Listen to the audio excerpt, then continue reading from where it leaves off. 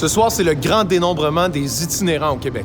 C'est une initiative du gouvernement qui regroupe des milliers de bénévoles à travers la province qui vont arpenter les villes, les banlieues au Québec pour mesurer l'ampleur de la crise de l'itinérance. J'ai accompagné des équipes de bénévoles qui arpentent la ville avec des questionnaires pour aller à la rencontre des gens qui vivent l'itinérance. On leur demande où est-ce qu'ils vont passer la nuit. On leur demande ça fait combien de temps qu'ils sont dans cette situation-là, s'ils ont des difficultés physiques, c'est quoi leur source de revenus, comment est-ce qu'ils jugent qu'on devrait les aider, des choses comme ça. Est-ce que ça se peut qu'il y ait des personnes qui se fassent compter 2 fois dans ce dénombrement-là? Ou... C'est la première question qu'on leur demande. En fait, c'est s'ils ont déjà répondu aux questionnaires.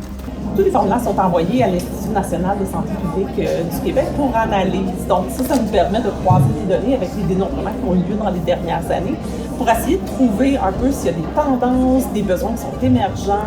Pour des experts qui aident et qui interviennent auprès des personnes itinérantes, ça sert à rien de mesurer l'ampleur de l'itinérance. L'important, c'est d'agir pour la réduire. Ce soir, il y avait 2 ministres de la CAQ venus encourager les bénévoles. Ils ont défendu leur bilan en matière de lutte à l'itinérance.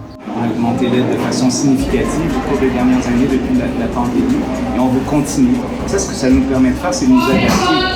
Par exemple, au dernier dénombrement, on a vu que 57 % des personnes en situation d'itinérance avaient également un problème de santé mentale.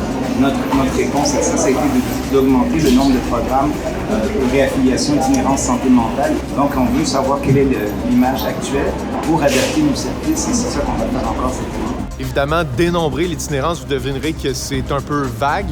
On ne peut pas avoir un chiffre qui est précis. Qu'est-ce que vous pensez de cette façon de faire qui est censée aider à la lutte à l'itinérance? Dites-moi ça en commentaire. Salut!